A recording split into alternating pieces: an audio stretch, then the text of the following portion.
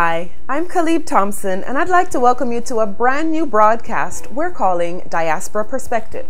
For those of you who are unsure what the word diaspora really means, we're using it to refer to Jamaicans who now live outside of Jamaica. Not just the rich ones, not just the business people, and maybe not even only the people who were born on our soil, but all of us who have ever claimed Jamaica as home. But this diaspora is a huge, multifaceted, multinational, multi-ethnic superpower, a creature with over 3 million heads and arms and legs reaching across the globe. Our intention is that this production will strengthen the dialogue and help the process of bringing us all together, like a big family reunion.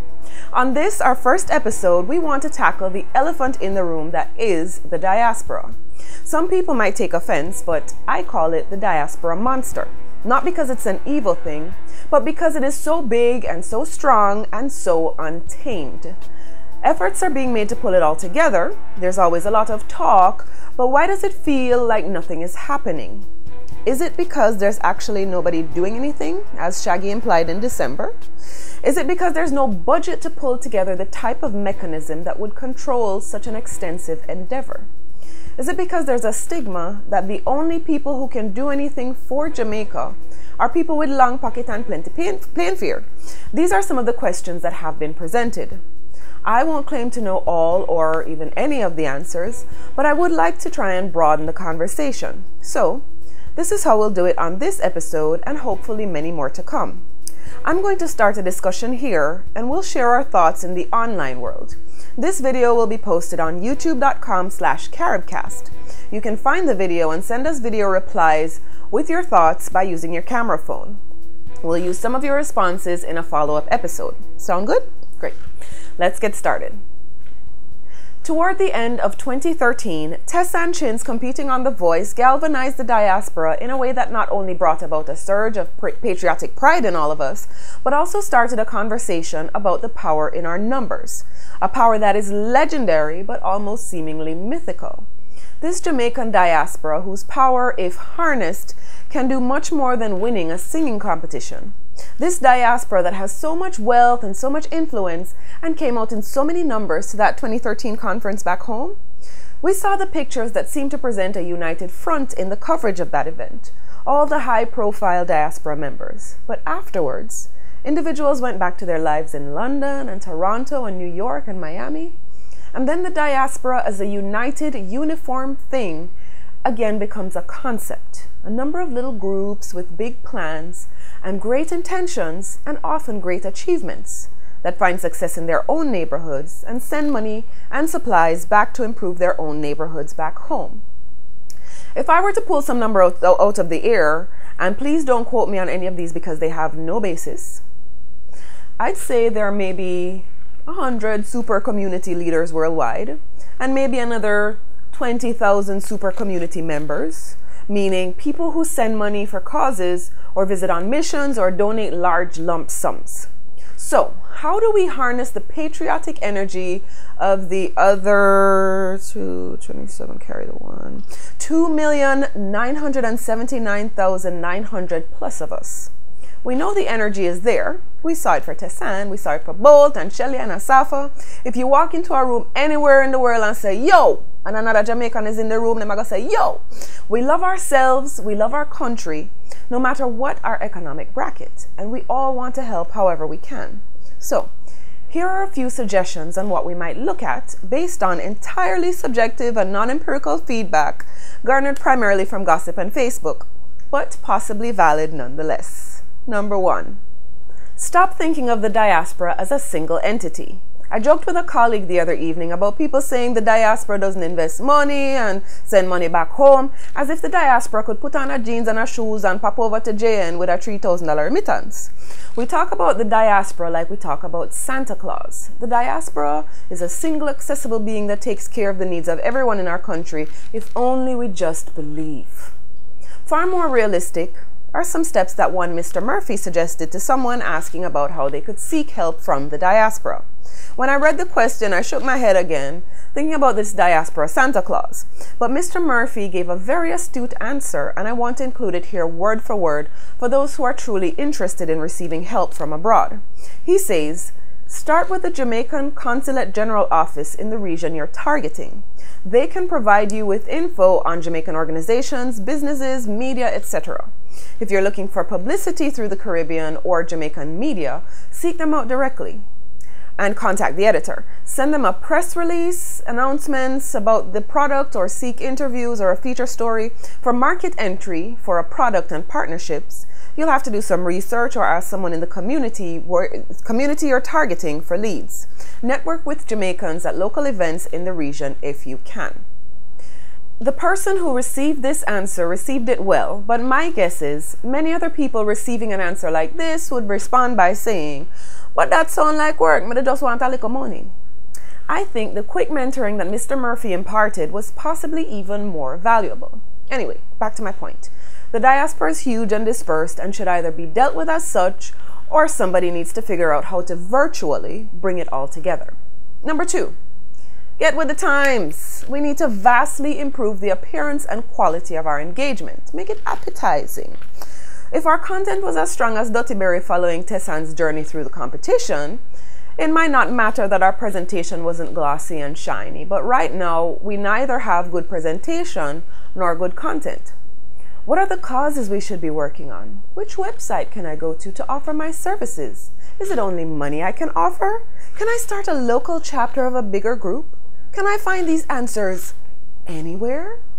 Right now, I'd say no, not comprehensively. JamaicaDiasporaConnect.com lists some current projects on the island that need assistance and some of the groups that are already getting them done. But the tech aspect of this diaspora engagement venture, as well as communicating what the heck we're supposed to be paying attention to, somebody need to fix that up, please, okay? Number 3, consolidate. The point was raised that instead of people seeking out existing organizations to offer their help to, everyone wants to start their own. Then, like every other project in life that requires heavy lifting, they get tired, fall by the wayside, and then claim no one else wanted to help. It is a casualty caused by the root problem of fragmentation. The lack of network begets the lack of communication. A team is formed, a cause is adopted, and no one outside of the people on the team are aware of it. Call your local consulate. They might not answer you the first 3 or 7 times, but eventually they'll get you to somebody who knows somebody, and bam! You found a networking and charity group 87 members strong who you would never have known existed because their marketing is only done mouth to mouth, but their accomplishments are worthy of the songs of seraphim. Work with who is already there. You might even make a few new friends. Number 4, become more inclusive. I didn't learn the term every mickle make a muckle until I was almost 20. Basically, it means every small contribution collectively adds up to something worthwhile. This is where we begin the conversation about whether the diaspora only includes the wealthy and the business class. The answer is no. Let's find a way to let the people who have time and skills to offer rather than money feel like they too can make a worthy contribution to the nation building in Jamaica. Even if a man or woman doesn't have the money to outfit a basic school with books and equipment, I promise you his or her church brothers and sisters do. I can tell you from my lofty perch, I have never sent $1 back home to my family in Jamaica, but I know of many working men and women who send money home every month like clockwork. The people who go back home to vacation, the people who pay school fees for nieces and nephews, they need to know that their contributions are appreciated, and maybe they'll make more of an effort to find other ways to contribute. But we make people feel like a few dollars or a few hours or a few books don't make a difference. As one Facebooker suggested, if only 100,000 people gave $1 Jamaican causes would be 10 million Jamaican dollars richer. But that leads me to the last and what I believe is the most impacting suggestion. Number 5, Jamaica, make us trust you. In the 6th form, we were allowed to leave school campus for lunch. One day I was heading out when a man begged me some money. Kind heart that I was, I gave him my lunch money believing I was helping someone less fortunate. I started walking away, but when I looked around, I saw that the man was buying a cigarette and a red stripe with the lunch money I just sacrificed. Now that was maybe 20 years ago, and I've never given someone on the street cash money again. If I have food, I'll give it. I donate to causes, but that experience has made me wary.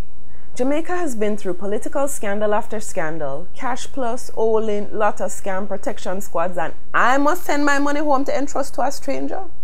In Jamaica, there don't seem to be enough trustworthy looking characters, front and center, to make us collectively believe that what we send home will be used for its intended purpose. We don't trust nobody. There need to be systems in place so that when contributions are made, they arrive at their intended target with minimum red tape and maximum transparency. Children should receive educational supplies and hospitals should receive medicine without bureaucracy making it all difficult to follow through with and ultimately fruitless. So, how do we get past what could possibly happen and start to refocus on what we can and should make happen, and the methods to get it done without us worrying about us being robbed? I'm not sure we can get to the point where we have confidence that the money and resources we send home will be allocated as they should. I'm not sure how we get to a point where all of us who want to be engaged more with our community begin to move together. I'm not sure how we begin to trust each other enough to consolidate our efforts and not feel like our individual contributions will be wasted. I'm not sure how we build a network that keeps us all connected and the database that lets people know that they don't have to reinvent the wheel every time they feel like helping out. I'm not sure how we put aside some of the third world mentality that disregards appealing to our base and treating them like we need their support rather than like we're doing them a favor. But I believe if anyone can figure out the answer to even one of these questions and then put it in motion and then see it through to fruition, then maybe, just maybe, we'll have a chance at taming this diaspora monster that we've created. Please remember, it takes two to converse. Please share your thoughts with me. Send video replies or regular old emails to cthompson@caribcast.tv. Watch this episode again on caribcast.tv or on our YouTube channel, and post your comments on facebook.com/Caribcast. I'm Caleb Thompson. I hope to be sharing much more with you on the Diaspora Perspective.